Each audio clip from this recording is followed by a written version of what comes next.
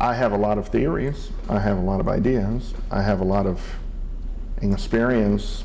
I ran an orchestra in Los Angeles where I was music director, and of course I'm the artistic director of the chamber orchestra here. My feeling is that there are a couple of things that you must absolutely have to make people want to come. One of them is to have the kind of programming where you're not just eating meat and potatoes every week. And that doesn't mean that you don't program contemporary music, but rather it's how you juxtapose pieces and how you do it within the season over a long period of time. And I have a lot of theories that if you don't start off with a big bang, people don't want to come. You have to start with a huge bang in the first week, and then you better have a big bang in the second week too, because then the people will think, wow, we have 2 weeks in a row, this is great. And then from that point on, I think you can start to juggle some ideas about programming. I always feel that most orchestras program pieces that are too heavy for consumption. And I mean, for instance, Rossini overtures, Mozart overtures, Von Suppé overtures, which I must say I've never played here in the Pittsburgh Symphony in 16 years. They're very light, like the Light Cavalry overture. I think it's sort of like, it's like one of those very light iced, what do they call those things? You know, those little ice balls that you have. What do they call those things? Do you remember? Well, it's like a little palette thing for your... Oh, a sorbet. A sorbet, yeah. Sorbet, Yeah. I mean, those pieces are like little sorbets. You just wet the palate a little bit. Get ready for the bigger stuff. I think when you're starting to deliver big, huge pieces and very dramatic and heavy pieces right away, people need a little time to warm up to it. And I also find that sometimes it's important to program the soloist with the correct work. Sometimes you also have soloists that are wonderful players and stuff, but maybe they're just not that keen on a certain piece. They're not totally in love with a certain piece.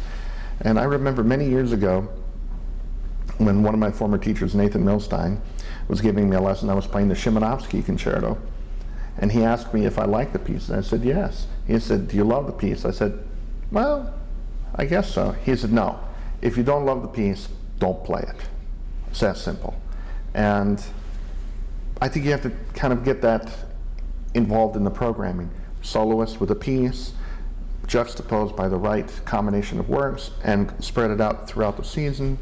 I think those are just my own personal views, and I don't think that it's a blanket effect on every orchestra, because every public is different, every region is different, every city is different, every history is different, and every repertoire is different. We play the Germanic repertoire, and other orchestras don't.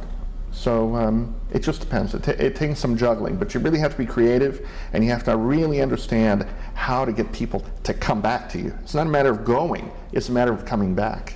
That's the real issue. Well, on my chamber orchestra series, you probably have noticed that we always do a world premiere now, every year.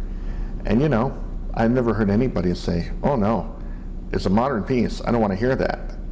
The reason is that the things around it that I've programmed will support that. It's a thing where that piece will be highlighted in its own way within the structure and within the season.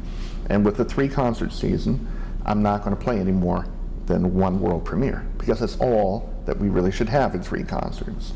And but if you put the right kind of music around it and you place it in the right place on the program, people will listen to it and people will like it. And of course I read the riot act to all the composers. When I commission something, I tell them, look, this is my audience, this is where we're playing, this is the size of the orchestra. If you don't write what I want, I won't play it, because I can't afford to have a statement made that's unnecessary or inadequate or inappropriate for this particular series. So you must write a piece within these parameters. And I don't try to take away their pencils and say, you have to write what I want, but I try to explain to them what it is they're writing for. And if they can write within those parameters, then it's going to be a success.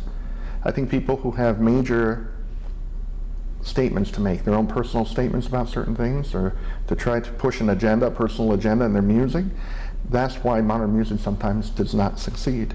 because it's a personal agenda. It's to convey a certain feeling about how they write or what their message may be, instead of trying to incorporate the audience, incorporate history, incorporate the situation or the surroundings or the orchestration, and then that becomes out of place and out of balance with the concert. And so I try very, very hard to keep that from happening.